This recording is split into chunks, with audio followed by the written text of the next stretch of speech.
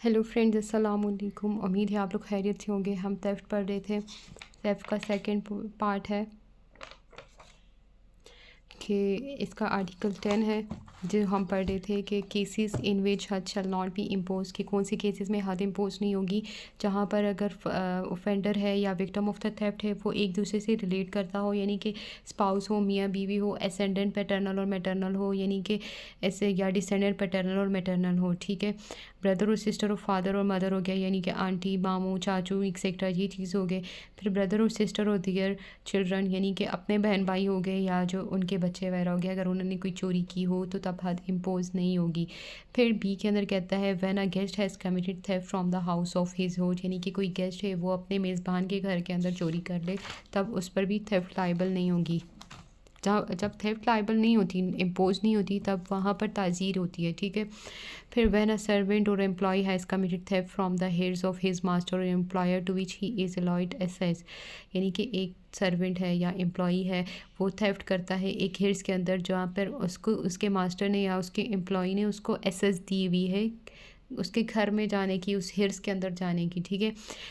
तो वहाँ पर भी थेफ्ट लाइबल टू हद इम्पोज नहीं होगी।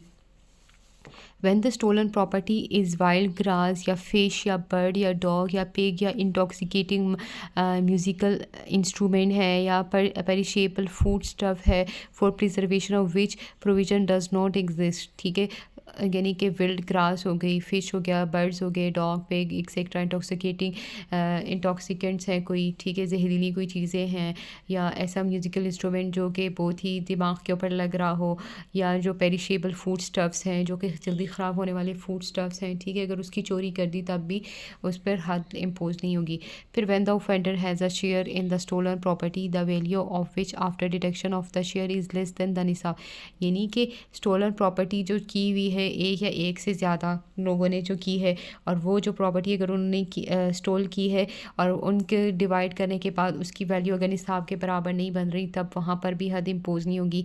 फिर when a creditor seal his debtor property the value of which after deduction of the value the amount due to which is less than the nisab, यानी कि एक क्रेडिटर है वो डेप्टर की प्रॉपर्टी से कोई चोरी कर ले, यानी कि वो उसकी वैल्यू भी निसाब के बराबर ना हो, तब भी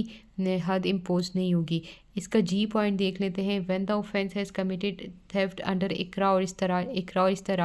इस्तरार की कंडीशन के अंदर अगर थेफ्ट कर ली है तो उस पर भी जो है हद इम्पोज नहीं होगी। यानी इकरा क्या होता है? Putting any person in fear of injury to the person property and honour of that और एनी अदर पर्सन, यानी कि ऐसे खौफ में डालना किसी भी पर्सन को कि वो उसको इंजर्ड कर देगा, उसको नुकसान पहुंचाएगा, उसकी प्रॉपर्टी को पहुंचाएगा या उसकी इज़्ज़त को पहुंचाएगा, या उससे रिलेटेड किसी पर्सन जो कि उसका रिलेटिव है, ठीक है, उसको पहुंचाना चाह रहा है, तो उसको इकरा कहते हैं। ठीक है, अगर इस सिचुएशन में अगर उसके ऊपर प्रेशर किया गया कि तुम चोरी करो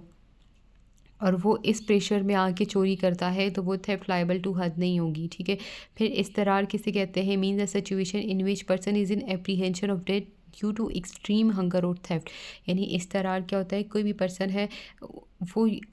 उसकी कंडीशन ऐसी है कि उसको इतनी ज़्यादा भूख लगी हुई है या प्यास लगी हुई है और उसने उसके लिए और वो मरने वाला है, ठीक है, और उसने अगर कोई चोरी कर ली तो उसके ऊपर भी हद इम्पोज नहीं होगी। एच में कहता है where the offender before his apprehension had an account of repentance return the stolen property to the victim and surrender himself to the authorise concern, कहता है कि कोई ऑफेंडर है और बिफोर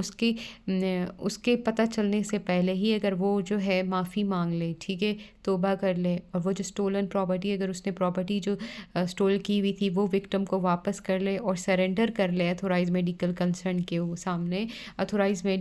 ऑफ अथॉरिटी के सामने, यानी जज के सामने, तो तब भी हद इम्पोज नहीं होगी। फिर 11 कहता है केसेस इन विच हद शैल नॉट बी इन्फोर्स, कौन से केसेस में हद इम्पोज नहीं होगी? वो इन्फोर्स है ना, वो इम्पोज था। तो इसमें कहता है when theft is proved only by confession of the convict but he retracted his confession before the execution of हद, जहाँ पर एक कन्फेशन जो है कन्फेशन ऑफ कन्विक्ट से, यानी कि एक जो कि ऑफेंडर है वो कन्फेशन करे और वो फिर बाद में अपनी कन्फेशन से मुकर जाए, तब जो है क्या होगा? हद इम्पोज नहीं होगी। या जो विटनेसेस हैं, 2 विटनेसेस जैसे बताएँ, उनमें से जो है अगर आई विटनेसेस में कोई एक अगर मुकर जाए और वो अपनी गवाही देने से मुकर जाए तो क्या होगा, तब भी हद इम्पोज़ नहीं होगी। सी के अंदर कहता है कि where before the execution of hadd the victim withdraw his allegation of theft, यानी कि विक्टिम जो है वो जो उससे कंप्लेन की गई हुई है थेफ्ट की, वो विड्रॉ कर ले and state that the convict had made a false confession or that any of the eyewitness has deposed falsely and the number of eyewitnesses is less than 2, यानी कि क्या हो, क्या विक्टिम यहाँ पर अब विड्रॉ कर ले अपनी कंप्लेन, दूसरा कन्विक्ट अगर जो है वो फॉल्स कन्फेशन अगर दे, या आई विटनेसेस अगर वो कहे कि ये जो आई विटनेसेस हैं ये झूठ बोल रहे हैं, ये कौन बताएगा, ये विक्टिम बताएगा जिसके घर से चोरी हुई है। और या जो आई विटनेसेस है वो 2 से कम हो, अमाउंट बताया लेकिन 2 से कम हो, तब भी हद इन्फोर्स नहीं होगी। इसका डी पॉइंट कहता है कि जहाँ पर अगर उस पर्सन का राइट हैंड काटने का कहा हुआ था, लेकिन अगर उसका राइट हैंड कट है, उसकी लेफ़्ट हैंड कट है, लेफ़्ट हैंड के का थंब या 2 फिंगर्स जो है वो कट है, यानी कि या जो काम नहीं करे या मिसिंग है, ठीक है, या उसका राइट फुट नहीं है, मिसिंग है या वो काम नहीं करे उसके, तो तब जो है हद इम्पोज नहीं होगा, इन्फोर्स नहीं होगा। फिर इन the cases mentioned in clause A of sub section 1 the court में ऑर्डर रीट्रायल, इन केसेस में अगर ये चीज़ें हो गई तो कोर्ट क्या करेगा, फिर रीट्रायल चलाएगा, दोबारा ट्रायल चलाएगा। In the cases mentioned in sub section B or clause C and D of sub section 1 the court may award tazir, यानी कि इसके अंदर क्या करेगा, रीट्रायल चलाएगा अगर कन्फेशन से मुकर जाए, और अगर बी सी डी हुआ है तो इसमें क्या होगा, ताज़ीर के अंदर उसको पनिशमेंट दी जाएगी, जितनी जैसे एविडेंस रिकॉर्ड हो जाए ताज़ीर के अंदर मिलेगी। फिर आर्टिकल 12 कहता है return of stolen property, if the stolen property is found in the original or identified form or in a form into or from which it may have been converted or exchange, it shall be caused to be return to the victim whether it is in the position of or has been recover from the offender or any other person, यानी कि return of stolen property जहाँ पर अगर वो property जो है उसी original form में थी और उसको रिटर्न कर दिया उस विक्टिम को, और if the stolen property is lost or consume while in the offender position or the hadd is in force against him the offender shall not be required to pay compensation, यानी कि वो जो stolen property थी, देखें जब भी theft होता है तो उसमें तो उसने पनिशमेंट वगैरह तो उसको मिलेगी, लेकिन साथ में उसने स्टॉलन प्रॉपर्टी भी वापस करनी होती है। लेकिन यहाँ पर कहता है अगर स्टॉलन प्रॉपर्टी जो है वो लॉस्ट हो गई या ख़त्म हो गई तो ऑफेंडर के पोजीशन में नहीं है एंड द हद इन्फोर्स हो गया उसके खिलाफ, तो यहाँ पर ऑफेंडर क्या करेगा, shall not be required to pay compensation, के वो लाइबल नहीं है कि वो कंपनसेशन दे। फिर 14 के अंदर कहता है थेफ्ट लाइबल टू ताज़ीर, कहता है जो कि सेक्शन 7 के अंदर बताया हुआ है, जो प्रूफ बताए हुए हैं, अगर उसके मुताबिक जो है अगर वो थेफ्ट लाइबल टू हद प्रूफ नहीं होती, जो कि कन्फेशन बाय द एक्यूज्ड है या 2 एडल्ट मेल विटनेसेस हैं, तो तब क्या होगा, उस वक्त जो है वो थेफ्ट लाइबल टू ताज़ीर हो जाएगी, यानी ताज़ीर के अंदर उसको पनिशमेंट दी जाएगी। तो पनिशमेंट आर्टिकल 14 के अंदर कहता है punishment for theft liable to tazir, ताज़ीर के अंदर कैसी पनिशमेंट होगी, whoever commit theft liable to tazir shall be awarded the punishment provided for the offence of theft in the Pakistan Penal Code, Pakistan Penal Code के अंदर जैसे थेफ्ट की बताई हुई है तो उसी तरह ही उसको फिर पनिशमेंट दी जाएगी, जैसे कि वो क्या है 3 साल है, कुछ केसेस में 7 ईयर्स भी है।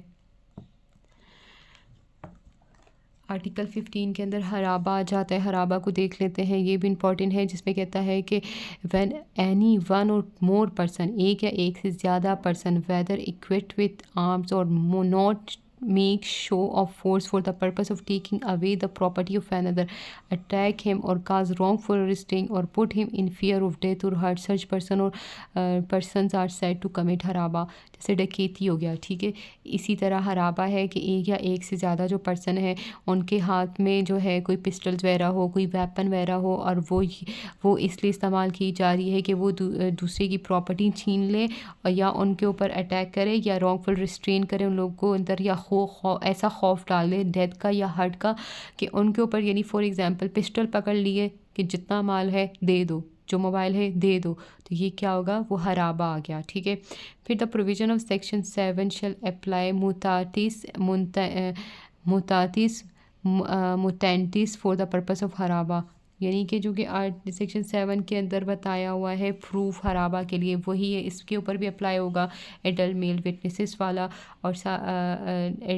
2 विटनेसेस हैं। ठीक है, और साथ में इसके लिए भी कन्फेशन ऑफ एक्यूज्ड है। ठीक है, प्रूफ हराबा तब ऐसे प्रूव होगा। फिर पनिशमेंट फॉर हराबा जो है, whoever being an adult is guilty of हराबा,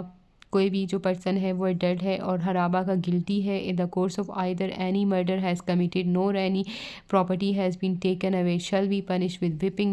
not exceeding 30 strip and with rigorous imprisonment until the court is satisfied of his being sincerely penitent। क्या कह दिया है, कोई अडल्ट मेल विटनेस है, उसने हराबा किया हुआ है लेकिन उसने उस टाइम पे किसी का मर्डर काज नहीं किया, किसी की प्रॉपर्टी नहीं ली, और उसको पनिशमेंट जो दी जाएगी तो 30 कोड़े दिए जाएंगे और रिग्रेस इम्प्रिजनमेंट दी जाएगी जब तक कोर्ट को ना लगे कि ये जो है इसने तौबा कर ली है इस गुनाह से। Provided that the sentence of imprisonment shall in no case be less than 3 years, तो जो कि सेंटेंस जो होगी इम्प्रिजनमेंट जो बताई हुई है रिग्रेस इम्प्रिजनमेंट, वो 3 साल से कम नहीं होगी। ठीक है, मतलब 3 साल तक हो सकती है, उससे कम नहीं होगी। Whoever being an adult is guilty of haraba in the course of which no property has been taken away, कोई भी प्रॉपर्टी नहीं ली लेकिन हर्ट काज कर दिया किसी भी पर्सन को, तो उसको जो पनिशमेंट दी जाएगी जो सब सेक्शन 1 के अंदर बताया हुआ है वो पनिशमेंट होगी। Be punish for causing search hurt, और जो हर्ट अगर उसने काज किया उस हर्ट के मुताबिक भी उसको पनिशमेंट दी जाएगी। फिर थर्ड पॉइंट में देखते हैं कि whoever being an adult, कोई अडल्ट है उसने हराबा किया हुआ है लेकिन किसी का मर्डर काज नहीं किया लेकिन प्रॉपर्टी उसने ले ली है। ठीक है, and the nisab has been taken away, और वो निसाब के बराबर थी जो प्रॉपर्टी उसने ली है, तो उसकी जो पनिशमेंट होगी उसका राइट हैंड काट दिया जाएगा फ्रॉम द रिस्ट, और लेफ़्ट फुट भी फ्रॉम द एंकल कट कर दिया जाएगा।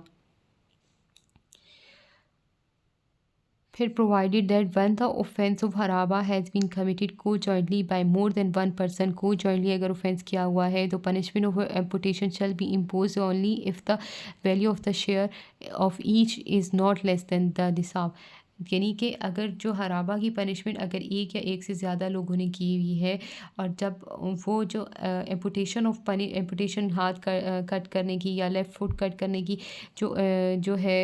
पनिशमेंट, वो तब दी जाएगी जबकि सबको जो स्टोलन प्रॉपर्टी मिली हुई है वो इक्वल टू निसाब हो तब उसको सबको जो है हराबा की पनिशमेंट दी जाएगी हद के अंदर। फिर इसकी अगली प्रोविज़न में कहता है अगर किसी का लेफ़्ट हैंड और राइट फुट मिसिंग है या वो काम नहीं कर रहा तो क्या होगा, the punishment of amputation of the other hand or foot as the case may be shall not be impose and the offender shall be punish with rigorous imprisonment for 14 years, यानी कि उनके ये जो राइट हैंड या foot जो था, ये left foot नहीं है, काम नहीं कर रहा, तो उसको 14 ईयर्स की पनिशमेंट दे दी जाएगी, रिग्रेस इम्प्रिजनमेंट कैद बामुशक्कत जो होती है, और 30 कोड़े मिलेंगे दिए जाएंगे।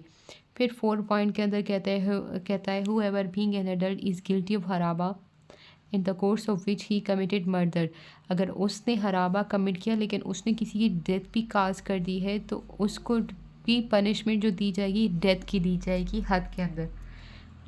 फिर 5 के अंदर कहता है punishment under sub section 3 except that under the second proviso thereto or under sub section 4 shall not be executed until it is confirmed by the court of appeal, जब तक कोर्ट ऑफ अपील अगर confirm ना कर दे, ठीक है, उसकी conviction या जो पनिशमेंट वगैरह बताई हुई है तब तक वो उसको पनिशमेंट वगैरह नहीं दी जा सकती, और इसके अलावा तब तक वो सिंपल इम्प्रिजन में रहेगा। 6 पॉइंट है, लास्ट पॉइंट है, इसमें कहता है the provision of sub section 6 और sub section 7 of section 9 shall apply to the execution of the punishment of the amputation under this section, जो कि section 7 या section section 9 के अंदर जैसे बताई हुई है उसी तरह ही उसको पनिशमेंट दी जाएगी, यानी क्या है कि medical officer authorise medical officer confirm करेगा। फिर आर्टिकल 18 कहता है cases in which punishment of amputation or death for haraba shall not be impose or enforce, जहाँ पर अगर पनिशमेंट फॉर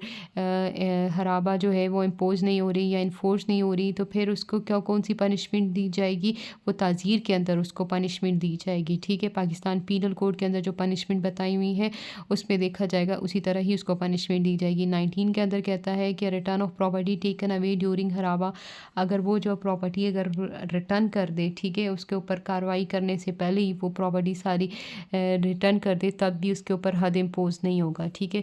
20 के अंदर क्या कहते हैं article 20, punishment for haraba liable to tazir, ताज़ीर के अंदर फिर हराबा की क्या पनिशमेंट होगी, whoever commit हराबा shall not be liable to punishment provided for in section 17, जो सेक्शन 17 के अंदर बताई हुई है, तो वो सारी पनिशमेंट उस पर नहीं होगी, बल्कि पाकिस्तान पीनल कोड के अंदर जो पनिशमेंट बताई हुई है डकैती, रॉबरी या एक्सटॉर्शन की, इन तीनों ऑफेंसेस से रिलेटेड अगर उसका कोई क्राइम लग रहा है तो उसी के अंदर फिर उसको पनिशमेंट दे दी जाएगी। पाकिस्तान पीनल कोड में जैसे बताया हुआ है वही पनिशमेंट होंगी। तो उम्मीद है आपको ये लेक्चर समझ में आ गया होगा। प्लीज़ मेरा चैनल लाजमी सब्सक्राइब करें, मुझे फ़ीडबैक लाजमी दें। Thank you so much.